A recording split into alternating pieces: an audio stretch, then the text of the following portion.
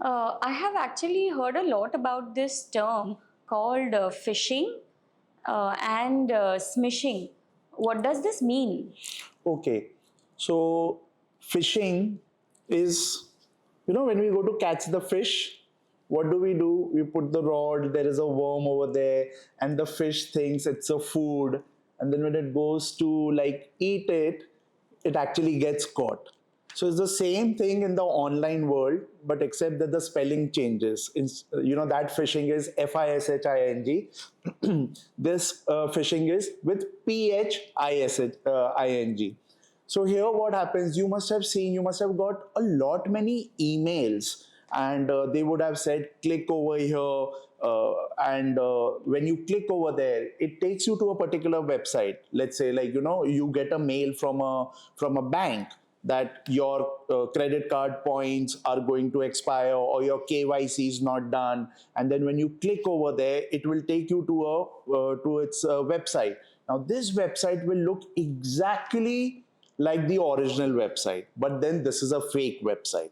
You will say, oh yeah, this looks exactly like State Bank of India website, and now you will enter your debit card number, because it is saying that your debit card points are going to expire or your credit card points are going to expire. Now you will put, your credit card number, CVV, and everything. Then it will say you will get an OTP, enter that also, and that's how you lose a lot of money. Because so this is what has happened, is this is phishing. When you get something from an email as such, and then you go to a particular website which is a replica of the original website. Now the same thing, let's say if it comes through a message, so that is what we will call it as smishing, because it is coming via SMS. So that's why it's called as smishing. SMSISHING.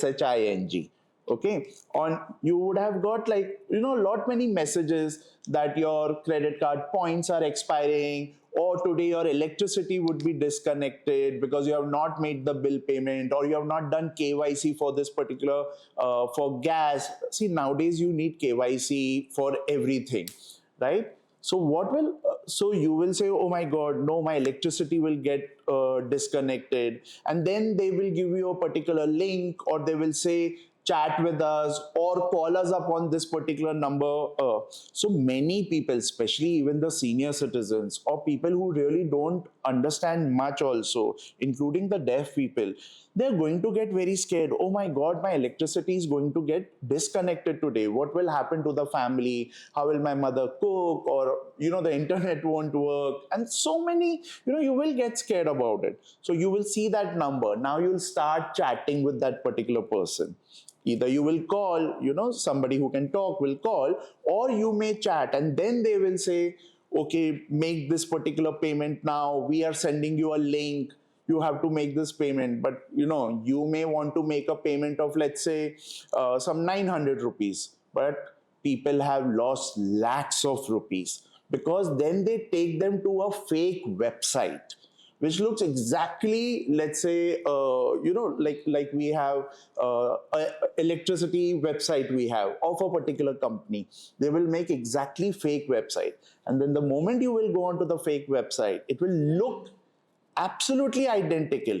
But when you will enter the amount of 900, you will realize that not 900 but 90,000 rupees has gone. How? Because what is happening when you are on that website, whatever details you're filling up, they are able to see it at their end also. It is like real time it's happening. The moment you have gone onto their website, you are submitting something, they are able to see it, they are also getting the data immediately, and then they'll say, sir, you will now get an OTP, just share the OTP. So in that case your electricity will not go away, but you are actually sharing the OTP for the credit card payment that this person is making. Okay, and you are thinking that you are making a payment for electricity bill, but he's actually using all your credit card details to buy himself an iPhone or gold or pay his rent or whatever it is. So this is smishing if it comes through the messages. And there are various ways it will come. Sometimes you will also get it on on Instagram also. You would be getting messages that your Instagram account will be blocked, okay, because you have violated our policy and all. Click over here, and when you click over there, it will actually take you to a Instagram looking page, and it will say, now enter your username and password. Now you will enter your Instagram username, you will enter your Instagram password, but it is now hacked. The hacker over there got your username and password, and then later on you realize, oh, I was on the fake Instagram page. So, phishing and smishing are the most common ways to hack people and to make a lot of money. In fact, now there is something called as Quishing, which is with the QR code. Like you see a QR code, it will say scan the QR code, and so you scan the QR code, and it will either take you to a particular link, okay, or to a particular website, and now you will either again fill the details and all. In fact, at many shops also, even in Mumbai, you will see that there is one particular QR code. Somebody, some fraudster, he will put another sticker or another QR code as a sticker on that QR code. And that's why whenever you're scanning, before making the payment, always ask the shopkeeper, is it this or not? Is it showing your right ID or not? And then only go ahead and make the payment. Because on any QR code, I can go and put my QR code sticker also. So always confirm to the one whom you're making the payment whether is this your account or not. My God. Okay. Uh, since you know how to see that this is a fraud website or something, you are very much aware. But these fraudsters, from where are they learning to scam people? This is their work. So they want to become better and better. So what they do is all day, like how when somebody has to prepare for their board exams, for anything else, or even when you are working, you're working so hard. They also work very hard to find out loopholes. They also work very hard how to scam you, because this is their work, this is their business, and they want to just become better and better. That's the reason earlier days, what used to happen, you would just lose like 5,000, 2,000, like, small amounts. But today, people are losing crores and crores of rupees. Scary. Yeah, it is very scary. And that's why you have to be very aware about it. Yes, I agree. So now you know, right, whether this QR code is fake or not. How to avoid that, he has already answered us. Now, how to avoid phishing and smishing? Like, how will I know? Because everything looks so identical. Even if we get email or message, then we are like, oh, yes, yes, because we have this bank's credit card or something. And they know how weak we are. How do we avoid this? So you have to be very careful when the email comes, okay? Just don't look, okay, it has come from ABC Bank. Open the email properly. It will show you the email address also. Look for any spelling mistakes. Like for example, if it is ABCD Bank, which is the real bank, but now what it is doing, it is instead of ABCD, it is doing acbdbank.com, or it will be abcdbank.com. So we have to look out for all those spelling mistakes also. There would be some spelling mistakes. And whenever it is telling you that click on the link, take your mouse over it and look at the link that it shows. That whether if the spelling is right or not, or even if you click on it, then you will see the domain name.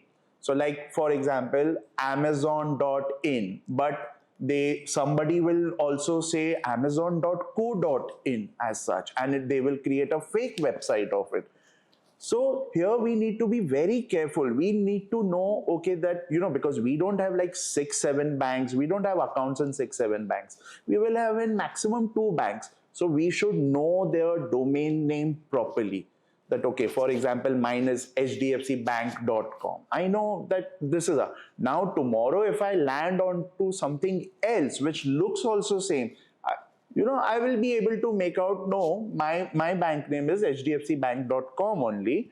I don't, anything else could be like a fake one. So this is as far as the emails are concerned. Now again, when you get messages, whether it is SMSs or whether it is WhatsApp messages also, I will always see from where it is coming. If it is coming from like just a mobile number, then 100% it is a fake one. Because all these merchants, all these, like whether they are banks or utility like electricity providers, all of these guys, they are not going to send you messages from mobile numbers. So we have always seen it shows like AD or VM dash Airtel, it will always come like that. So those are still the right ones. And again, if it is trying to scare you, if it is trying to tell you that, listen, there is a sense of urgency, do this fast, do it right now, or electricity will get disconnected, then most likely it is a scam, it is a fake message. And that's why I always tell people, follow these 3 steps to be safe online, which is the POV method. Okay, what does the P stands for? P stands for pause. The moment you see a message, whether it's an email, it's a WhatsApp, pause, hold on. Okay, you don't have to act on it immediately. Pause. Once you pause, so that's the P, now go to the O. But this O is zero trust. You say this message can be fake. So this is zero trust. Look at it from that angle only. Oh, this will be fake and I may lose my money. The moment you do that, you will now go to the 3rd step. You will verify. You would want to verify whether this is right or not. So you will see it carefully. And now, let's say even if you have got a message that your reward points are expiring or your KYC is not done, what I would do, I would actually go on to the official website. So let's say, if I get, like mine is Adani Electricity. If Adani Electricity says your bill has not been paid and now in 2 hours your electricity will get disconnected, I will actually go to Adani Electricity website. I will enter my consumer number and I will find out from there whether my bill is paid or not. So this is how I'm verifying. But I didn't panic. And secondly, I also said this could be fake. And this is why I went and verified. So I think we need to be a little slow in the cyberspace. We have to be very careful. And we are so used to scrolling and typing fast and doing multiple things on our mobile phones that now we have that habit. Okay, let's do fast. We are very reactive. We are not pausing. We are not taking breaths. Okay, wait, let's slow down. I think whenever anything that we have to do, which is sensitive in nature. So what is sensitive? For example, if I have to enter my username, password, or if I have to do any financial transaction, or if somebody is asking for some very sensitive information, something very private information, or even something like OTPs, I think we need to pause. We need to think. We just don't have to just give it immediately. That's why so many victims who have come to me, I have seen what has happened, that they always got panicked. They never paused. They never verified. They were always in a hurry or they were scared. So, and the third emotion is of the greed. So these are the 3 things. One is we are always in this, there is a sense of urgency. We are always like, okay, do it fast, do it fast, do it fast. Other is we get scared and then we do it. Or third, we are becoming very greedy. Like, look at the investment scams. I think we are also going to speak about it in the next segment. So that is the greed, and this is how we are losing a lot of money. Yeah, I've learned so much. POV, I mean, it's so useful.